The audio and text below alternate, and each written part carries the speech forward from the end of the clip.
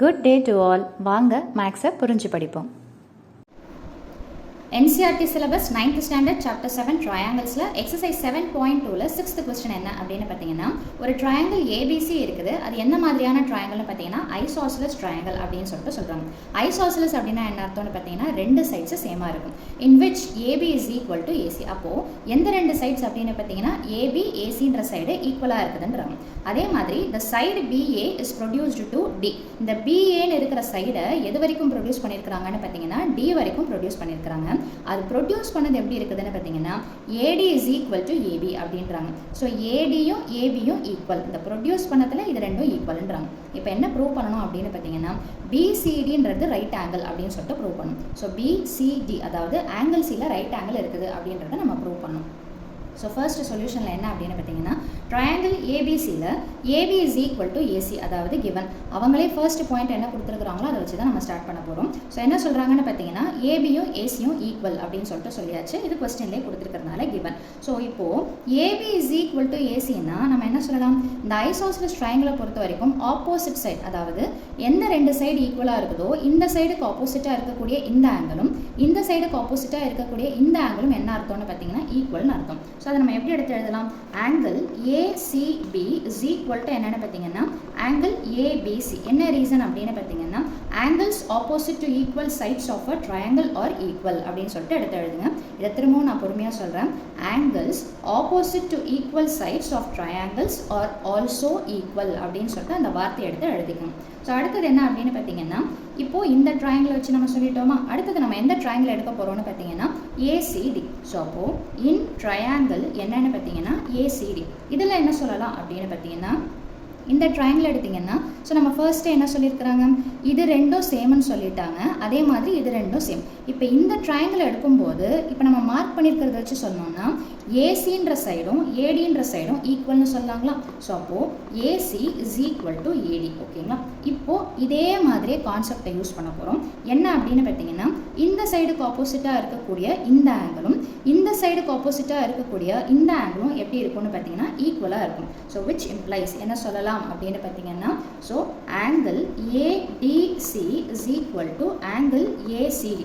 திரும்பவும் அதே லைன் தான், திரும்பவும் சொல்கிறேன். Angles opposite to equal sides of a triangle are also equal அப்படின்னு சொல்லிட்டு எடுத்து எழுதணும். இப்போது இந்த ட்ரையாங்கிள் எடுத்து பார்த்தோங்களா, இந்த ட்ரையாங்கிள் எடுத்து பார்த்தோங்களா. அடுத்தது நம்ம பார்க்கக்கூடியது என்னென்னு பார்த்தீங்கன்னா, அவங்க கேட்கக்கூடிய பிசிடின்ற ட்ரையாங்கிளை எடுக்க போகிறோம். ஸோ அப்போது in triangle BCD. So in triangle BCD என்ன சொல்லலாம் அப்படின்னு பார்த்தீங்கன்னா, பிசிடின்னு சொல்லும்போது உங்களுக்கு என்னென்ன ஆங்கிள் வரும், ஆங்கிள் பி வரும் இந்த ட்ரையாங்கிள்லேருந்து. அதே மாதிரி ஆங்கிள் சி வரும் எந்த ட்ரையாங்கிள்லேருந்து அப்படின்னு பார்த்தீங்கன்னா ஸோ பிசிடி அதாவது இந்த ட்ரையாங்கிள்லேருந்து. அதே மாதிரி ஏன்னா நம்ம ப்ரூவ் பண்ண வேண்டியதும் பிசிடி தான், பிசிடி தான். ஸோ அதே மாதிரியே பார்த்தீங்கன்னா இந்த இது ஸோ நான் எழுதி காமிச்சிடுறேன். ஸோ என்ன அப்படின்னு பார்த்தீங்கன்னா ஆங்கிள் ஏபிசி அதாவது இதில் பின்ற ஆங்கிளும் அடுத்தது பார்த்தீங்கன்னா பிசிடின்ற ஆங்கிள். பி ஆங்கிள் எடுத்துக்கிறோம், சி ஆங்கிள் எடுத்துக்கிறோம், அடுத்தது டி ஆங்கிள். இதில் நம்ம ட்ரையாங்கிளை பேஸ் பண்ணலை, வெறும்னா பிசிடி அப்படின்ற ஆங்கிள் சென்டரில் வரா மாதிரி நம்ம பார்த்துக்கிறோம். ஸோ இதில் பார்த்தீங்கன்னா பியை போட்டுட்டு ஏசி எப்படி வேணாலும் நீங்கள் போட்டுக்கலாம். அடுத்தது பார்த்தீங்கன்னா சின்ற ஆங்கிள் சென்டராக போட்டுருங்க. இந்த சிக்கு சம்மந்தப்பட்ட அந்த ரெண்டு லைன் என்னென்னு பார்த்தீங்கன்னா பிசிடி இந்த ஆங்கிளை ஆட் பண்ணுறேன். அடுத்தது பார்த்தீங்கன்னா டி இருக்குதுங்களா. ஸோ அந்த டியை சென்டராக போட்டுக்கோங்க. அந்த டிக்கு சம்மந்தப்பட்ட ரெண்டு லைன் என்ன லைன் அப்படின்னு பார்த்தீங்கன்னா ஏ அண்ட் சி.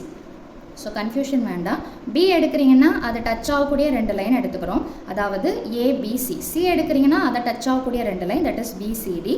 டி எடுக்கிறீங்கன்னா அதை டச் பண்ணி போகக்கூடிய ரெண்டு லைன் தட் இஸ் அதாவது அந்த சைட்ஸு ஏடிசி. இது எல்லாத்தையும் ஆட் பண்ணால் நமக்கு என்ன கிடைக்கும், ஆஸ் பர் ட்ரையாங்கிள் ரூல் என்னென்னு பார்த்தீங்கன்னா ஆங்கிள் சம். இதையும் நீங்கள் எடுத்து எழுதிக்கலாம். இது எழுதுனா ரொம்ப டைம் எடுக்குன்றதுனால நான் டிக்டேட் பண்ணிடுறேன்.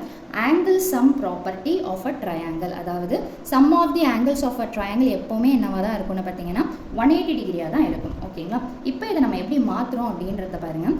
ஏபிசின்னு இருக்குதுங்களா, அந்த ஏபிசியை நம்ம என்னென்னு எடுத்து எழுதலாம் அப்படின்னு பார்த்தீங்கன்னா ஆங்கிள் ஏசிபி அப்படின்னு சொல்லிட்டு எடுத்து எழுதியாச்சு. அடுத்தது பிசிடின்னு இருக்குதுங்களா, பிசிடியை நம்ம எப்படி பிரிக்கலாம் அப்படின்னு பார்த்தீங்கன்னா பிசிஏன்னு பிரிக்கலாங்களா. ஸோ அப்போது ஆங்கிள் பிசிஏ அதே மாதிரி பார்த்தீங்கன்னா ஏசிடி. So plus ACT. இந்த பிசிடியை ரெண்டு பாகமாக பிரிச்சிருக்கிறோம். என்ன அப்படின்னு பார்த்தீங்கன்னா பிசிஏ ப்ளஸ் ஏசிடி அப்படின்னு சொல்லிட்டு பிரிச்சிருக்கிறோம். அதே மாதிரி இதை முடிச்சாச்சு. அடுத்தது ஏடிசி. ஏடிசியை நம்ம வேறு என்னென்னு எடுத்து எழுதலாம்னு பார்த்தீங்கன்னா ஆங்கிள் ஏசிடின்னு சொல்லிட்டு எடுத்து எழுதலாம். ஸோ இங்கே இருக்கிறத ரீப்ளேஸ் பண்ணிவிட்டு இந்த 180 டிகிரியை அப்படியே எடுத்து போட்டுக்கணும். இப்போ இங்கே பாருங்கள், ஏசிபி இங்கே ஒரு தடவை இங்கே ஒரு தடவை வருது, ஓகேங்களா? ஸோ அப்போ ஏசிபி எத்தனை டைம்ஸ் வருது அப்படின்னு பார்த்தீங்கன்னா 2 தடவை வருது. சாரி, ஆக்சுவலாக இங்கே பாருங்கள், ஏசிபி ஆங்கிள் சி பார்த்தீங்கன்னா சென்டரில் இருக்கணும். ஸோ ஆங்கிள் சி சென்டரில் இருக்கணும். ஏபி முன்ன பின்ன எப்படி இருந்தாலும் பரவாயில்ல. அப்போ இதுதான் ரெண்டும் ஒரே மாதிரியான ஆங்கிள். ஸோ இது எத்தனை டைம்ஸ் வருதுன்னு பார்த்தீங்கன்னா 2 டைம்ஸ் வருது. இது பார்த்தீங்கன்னா ஆங்கிள் ஏசிடி, இதுவும் ஆங்கிள் ஏசிடி. அப்போது இதுவும் எத்தனை டைம்ஸ் வருதுன்னு பார்த்தீங்கன்னா 2 டைம்ஸ் வருது. ஸோ நான் என்ன பண்ணுறேன்னு பார்த்தீங்கன்னா டபுள் டைம்ஸ் ஆஃப் என்ன ஆங்கிள் ஏசிபி, இதுவும் ஒன்று தான். என்ன இங்கே பிஏவும் ஏபியும் மாற்றி எழுதியிருக்கிறோம், அவ்வளோதான். ஸோ இங்கே பார்த்தீங்கன்னா ஆங்கிள் ஏசிடி இதை க்ளோஸ் பண்ணிக்கோங்க, which is equal to 180 degree. நமக்கு தேவை 2 ஆப்போசிட் சைடில் போச்சுன்னா என்ன வரும் அப்படின்னு பார்த்தீங்கன்னா டிவிஷனில் வந்துடும். அதுக்கு முன்னாடி என்ன பண்ணலாம் அப்படின்னு பார்த்தீங்கன்னா ஏசிபி ப்ளஸ் ஏசிடி அப்படியே டயக்ராமாக பாருங்கள். ஏசிபி அப்படின்னா இந்த இது வந்துருச்சுங்களா, அதே மாதிரி ஏசிடினா இந்த ட்ரையாங்கிள் வந்துருச்சுங்களா. அப்போ இந்த ட்ரையாங்கிளையும் சேர்க்கும்போது நமக்கு மொத்த ட்ரையாங்கிள் கிடைக்குதுங்களா. ஸோ அப்போ அந்த மொத்த ட்ரையாங்கிள் என்னென்னு பார்த்தீங்கன்னா தட் இஸ் மொத்த ஆங்கிள் என்ன அப்படின்னு பார்த்தீங்கன்னா ஆங்கிள் பிசிடி. இந்த ஆங்கிளையும் நம்ம சேர்க்கும்போது நமக்கு கிடைக்கக்கூடிய மொத்த ஆங்கிள் என்ன அப்படின்னு பார்த்தீங்கன்னா பிசிடி.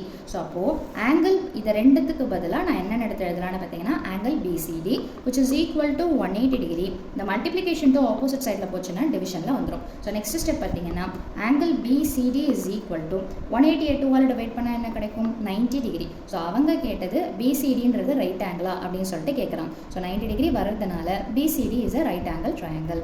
ஸோ பிசிடின்றது அதாவது ஆங்கிள் சியில் என்ன இருக்குதுன்னு பார்த்தீங்கன்னா 90 டிகிரி. ஸோ அவ்வளோதான் இந்த சம்மோட சொல்யூஷன். மீண்டும் அடுத்த பதிவில் வேறொரு சம்மோட சந்திக்கிறேன். தேங்க்யூ.